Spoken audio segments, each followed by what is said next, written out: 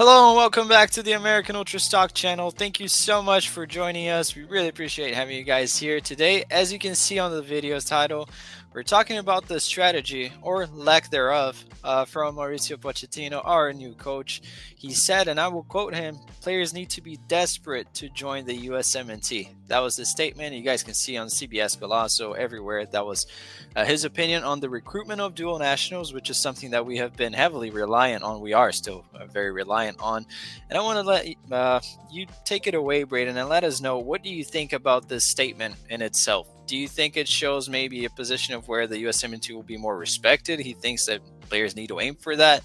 Thoughts on it? Do you think it will hinder us? Just briefly let us know what you thought about the statement, and if you were shocked or you thought that was sort of the line that he would go with. Yeah, well, I just want to preface it with obviously anything that we say critical of Pochettino in this video. It doesn't mean that we think he was the wrong decision for manager. It doesn't mean that we're saying, oh, Pochettino should get fired, bring in a different guy. We're all pro Poch here in terms of the hire, but we have to have criticisms, right? I mean, we have to look at everyone fairly, and I think the fact of the matter is, I mean, we'll get more in depth on this later, but if this was Greg making some of the same decisions, I think there'd be a lot of outrage from the fans. And I think we need to hold Poch to the same, or if not higher standard, because we know he's a much higher standard of manager.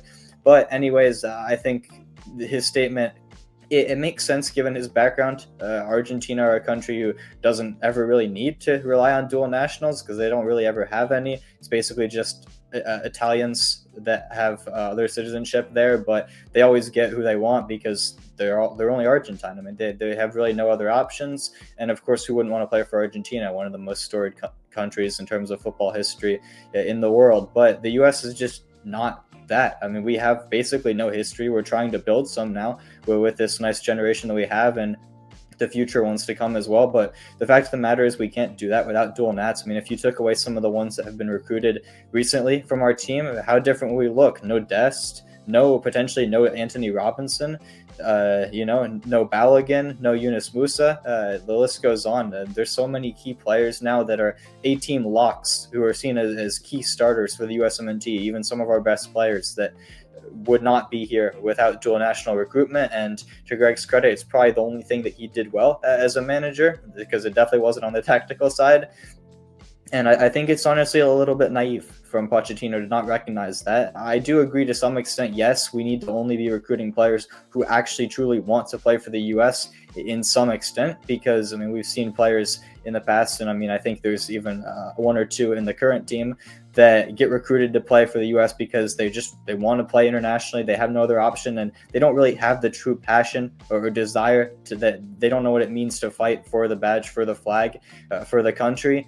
But if there are players out there that have multiple nationalities, even if we're not their necessarily first choice, as long as they recognize what it means, how much it means to represent our country, and are willing to give it all for that, there's no reason why they shouldn't be recruited at all. And there is going to need to be some recruitment. They're not just going to come desperately crying, please let me join the USMNT. No one's going to do that realistically. We're going to need to make the first approach, pitch them the program, and see what they think about it. And honestly, I think there's a few pretty key players that we might lose out on it because of that lack of strategy that we have.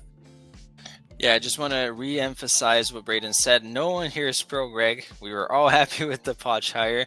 And again, just need to give criticism where I think it may be fair. I understand what he said. And before I bring the next point, just want to say, you mentioned some of the players that aren't necessarily diehard Americans. I mean, there are some whispers out there, some evidences that Balogun may have turned out call-ups, even close to the leading up to the World Cup. And that's a guy that fell into the grace of the supporters. He was our best player during Copa America. I think that's fair to say. And that's a guy that, in hindsight, it would have been a big loss. I mean, now we have Pepe, and again, another dual national who also played for Mexico in the youth level. So how much different would we be? And now another point that you brought up is the quality of the players that the dual nationals, they bring to the squad. Can you guys imagine, as our level goes up, it's going to be hard to find dual national that just fit in. It's going to have to be guys that bring in quality. And if they are of a higher caliber of quality, like Henry Chase, like Nathaniel Brown, like Luca Bumliosho, if they are close to that level that can help us, these are not the players that will really beg and be desperate. At least that's what I think. I don't think these guys would call up the USSF and say, hey, do you guys have a spot for me? So in terms of these players, I know we have some others. I just mentioned a few. Do you think we will legitimately lose some of these guys because of the strategy? And who do you think will be the most important one in terms of depth, really, for the USMNT?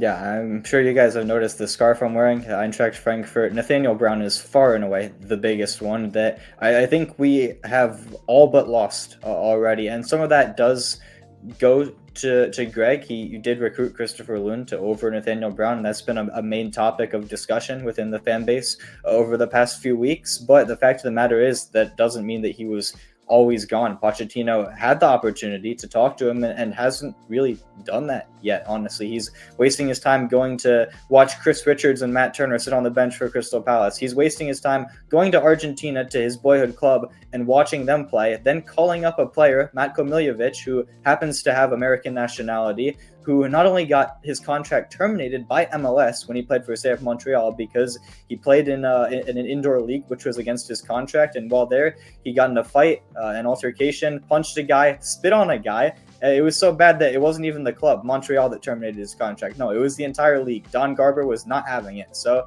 he had to go back to Argentina and play for Newell's Old Boys, of course, the club that I was referring to earlier, Poch's hometown team. Yeah, and he, despite being a starter for them and having a pretty decent season, he just got released from them too because of behavioral issues again. It's starting to become a pattern, and Poch is wasting his time going to watch this guy, and if rumors are to be believed, calling him up to the January camp. And if that happens, I'm sure I'll have a rant about that when we react to that roster, but it's been confirmed by reporters down in Argentina that he's probably getting a call up. It just doesn't really make sense to me. Poch is just being biased towards these guys who have a similar background towards him and kind of ignoring players of a much higher quality like Nathaniel Brown. It's basically a foregone conclusion that he's going to be gone because it's also been reported out of Germany that Nagelsmann is monitoring him. He's one of the players to watch. Obviously, he's been a consistent starter for their U21s for a year or two now, and his form for one of the best teams in the Bundesliga, Frankfurt, warrants a call-up to the senior team, especially when their left-back situation, you can argue, might be worse than ours, at least at the starter level, because I'd have to say Anthony Robinson's probably better than Max Mittelstadt, who is their starter. Nathaniel Brown's probably going to get brought in for a camp, and then at that point, it's too late, really. We've lost him, so he's the key one. Of course, there's Henry Chase, who we've been a little bit lucky because Japan hasn't had much of an interest in calling him up to the senior team. But, I mean, if they had, I'm sure he would have accepted that call-up. I don't think there's been any contact there as well. I actually asked Oguchi Onyewu about it a few months ago, and he gave a very vague, concerning answer, really. It was basically a non-answer. And then, of course, there's other players. Luka Kolyasha, you mentioned, he was the main guy for a while. I think that's kind of cooled off because he's not having a good season in the championship for Burnley, despite the successes of the club. And ultimately, we have better options on the wing right now, but he's still such a young player. He could turn to something. We've seen the potential. He's not a guy who you want to just disregard, even though he seems to have the delusion that he could have a future with Italy. And there's going to be countless others as well that we're going to miss out on, unfortunately. But, I mean, those are the main ones, really, unless you have anyone else that comes to mind. No, not really. I mean, on the call up for the dude that even played under a false identity, that was it was just a joke. I mean, it's just stuff out of a movie or something. So if it is true that he's getting called up, that's clear bias. I don't think anyone will criticize it because at the moment everything is fairy tale with Poch. But I agree with you. I think that we're not at the level where we can snub the opportunity of calling up guys that maybe, yeah, they're not passionate right away. And we've seen some guys really talented, like Tillman, for example, being a little bit nonchalant with the team. But would you rather call him up or Paul McCall or Jesus Ferreira? I mean, just throwing an example, we're not at the level where we can snub the opportunity of having these guys as part of the squad, because at the end of the day, when World Cup time comes around, I hope, and I sincerely think this will happen, these guys will be at least passionate to play in that, because that's the whole point of them settling for the US. Let's be honest. And I have no shame in having to rely on guys that maybe we weren't their first choice, but they will be at the end of the day representing us, and I think that they will represent themselves as well in the biggest stage. So I sincerely don't really get this. Of course, he comes from a powerhouse at the sport, so maybe that's where it stems from. But now I need to ask you, Braden, do you think that his mindset that the USMNT should be a priority for everyone, players should almost beg to be a part of it? Do you think that should be the end goal for us, to not rely on not having to reach out to players? Do you think that's the ideal scenario in the future, or do you think that realistically we should always seize the opportunity to at least have them in the pool and be in contact with these dual nationals? I mean, if we're talking about the perfect world, the perfect scenario, obviously it would be great to have one of the premier development academy systems in the world, where MLS Next is producing world-class talents every single year. It'd be great to not have to rely on maybe players who are developed elsewhere.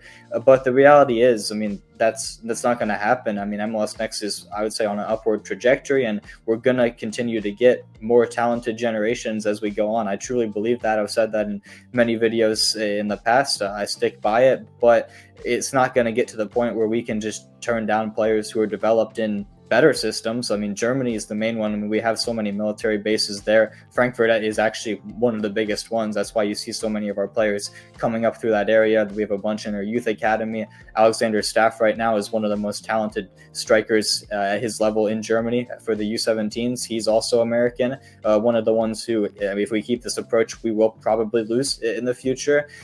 I just don't think there is a realistic scenario where we can afford to turn down these type of players if we want to truly challenge and become a true powerhouse or a contender for any sort of silverware, even if it's not the World Cup, even if it's maybe Copa America whenever we get invited back to it. Because, I mean, let's be honest, we give CONMEBOL a lot of money every time that we host the Copa America, so I'm sure it's going to keep happening every now and again.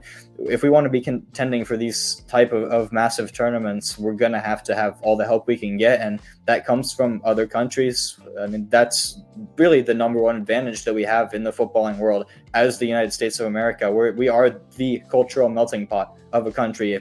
There's so many people from so many different backgrounds that call themselves Americans, and I mean, that's such a great thing, and we have to take full advantage of it.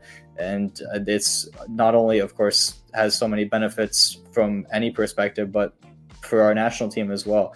There's so many players out there who we can recruit that have American citizenship, that are proud to be Americans. Maybe they aren't raised here, maybe they're raised abroad in Europe, in South America, anywhere, but it doesn't matter. If they have a connection to the U.S., we should be talking to them, gauging their interest, seeing what they think of our program, and if they have any interest in the U.S., we should be bringing them in if they have the right level. And I think that is the ideal future. And the fact of the matter is, I do think Pochettino wants to stay here for the long term, at least until 2030. He's already looked at some of our youth academy systems, and the signs are promising that he should be staying. But if he is going to be a long-term manager, if he's going to make it a long-term project, he's going to have to start talking to dual nationals at some point.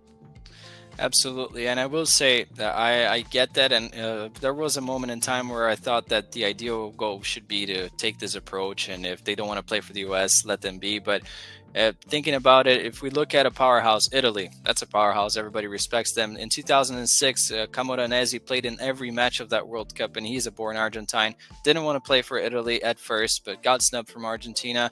Finally got to play for Italy, and he helped them to win the World Cup. And then we look at Jorginho, a guy that, again, held out for a Brazil call-up for a long time, and it never came.